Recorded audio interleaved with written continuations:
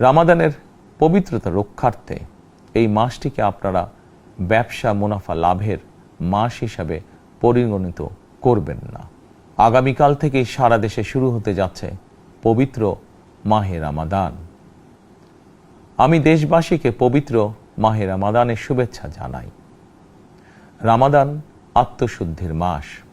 আমরা যদি আত্মশুদ্ধি শব্দটির মর্মার্থ উপলব্ধি করি, তাহলে এই মাসে মানুষের ভোগান্তি বাড়ার কথা নয়।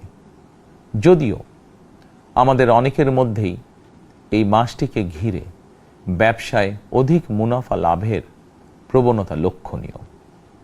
আপনাদের প্রতি আমার বিনীত আহ্বান, রামাদানের পবিত্রতা রক্ষার্থে এই মাসটিকে আপনারা ব্যবসা মুনাফা লাভের মাস হিসাবে পরিগণিত করবেন না।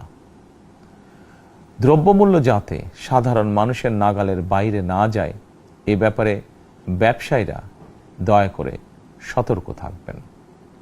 হাজারো প্রাণের বিনিময়ে একটি মাফিয়া সিন্ডিকেটের পতন ঘটিয়ে রাষ্ট্র এবং সরকারের জনগণের অধিকার প্রতিষ্ঠার অঙ্গীকার নিয়েই আমরা রাষ্ট্র পরিচালনার দায়িত্ব গ্রহণ করেছি।